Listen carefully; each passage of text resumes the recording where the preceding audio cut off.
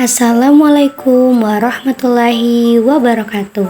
Hai teman-teman, hari ini kita akan belajar tentang materi sedekah dan hadiah fikih kelas 10. Yang pertama, tentang pengertian dan dasar hukum. Sedekah adalah akad pemberian harta milik seseorang kepada orang lain tanpa adanya imbalan dengan harapan mendapat ridho Allah Subhanahu wa Ta'ala. Sementara hadiah adalah akad pemberian harta milik seseorang kepada orang lain tanpa adanya imbalan sebagai penghormatan atas suatu prestasi.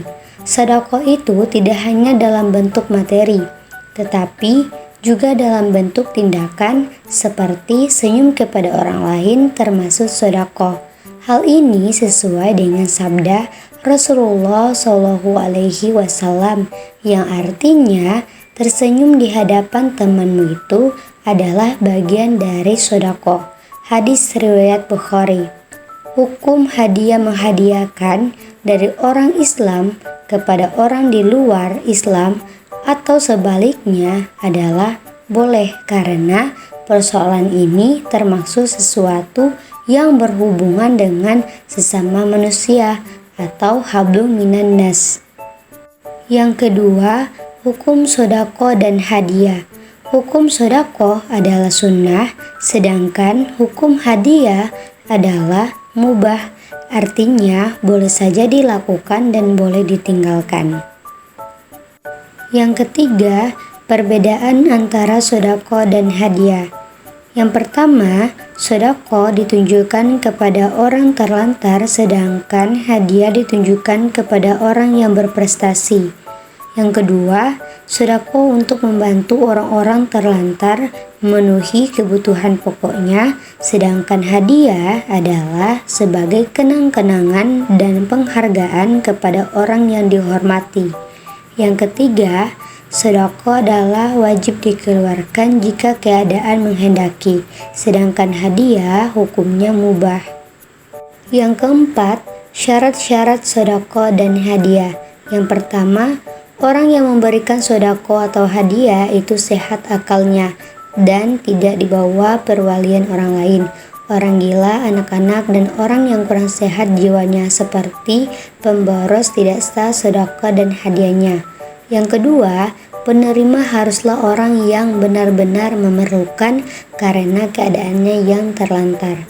Yang ketiga, penerima sedekah atau hadiah haruslah orang yang berhak memiliki. Jadi sedekah atau hadiah kepada anak yang masih dalam kandungan tidak sah. Yang keempat, barang yang disedekahkan atau dihadiahkan harus bermanfaat bagi penerimanya. Yang kelima, rukun sedekah dan hadiah. Yang pertama, pemberi sedekah atau hadiah.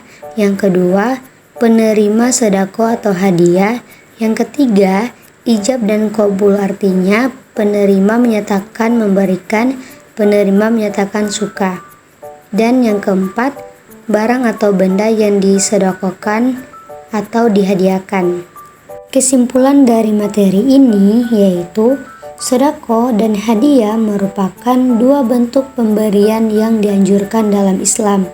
Namun, keduanya memiliki perbedaan mendasar dalam niat dan tujuan.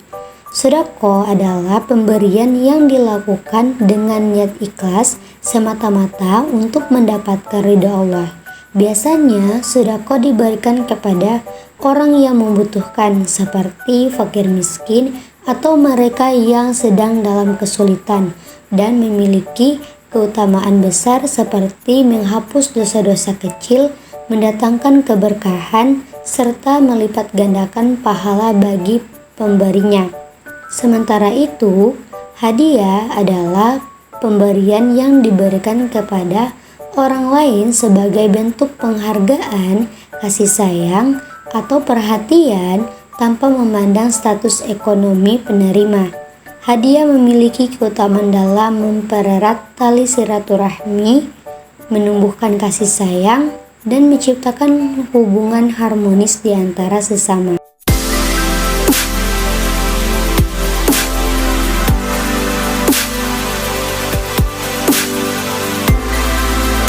Materi selanjutnya yaitu tentang wakaf, fikih kelas 10. Yang pertama, tentang pengertian wakaf. Menurut bahasa berarti menahan, sedangkan menurut istilah, wakaf yaitu memberikan suatu benda atau harta yang dapat diambil manfaatnya untuk digunakan bagi kepentingan masyarakat menuju keridhaan Allah Subhanahu wa Ta'ala. Yang kedua, hukum wakaf.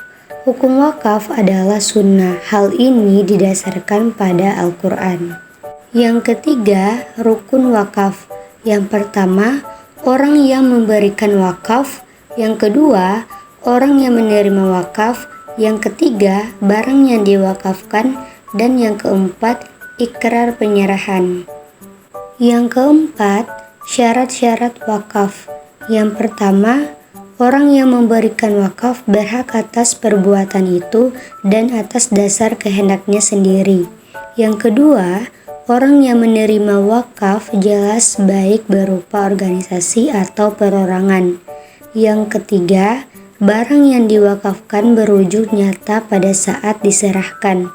Yang keempat, jelas ikrarnya dan penyerahannya, lebih baik tertulis dalam akte notaris sehingga jelas dan tidak akan menimbulkan masalah dari pihak keluarga yang memberikan wakaf. Kesimpulan dari materi ini yaitu wakaf merupakan salah satu amalan mulia dalam Islam yang memiliki manfaat jangka panjang bagi kemaslahatan umat. Wakaf didefinisikan sebagai penyerahan harta yang bersifat tetap seperti tanah, bangunan, atau aset produktif lainnya untuk digunakan dalam kepentingan umum atau keperluan ibadah dengan tujuan mendapatkan ridha Allah. Harta yang diwakafkan tidak boleh dijual, diwariskan, atau dihibahkan. Namun, hasil atau manfaat dari harta tersebut dapat dimanfaatkan oleh masyarakat secara berkelanjutan. Wakaf memiliki keutamaan yang sangat besar karena pahala dari wakaf bersifat jariyah, artinya terus mengalir meskipun pemberinya telah meninggal dunia.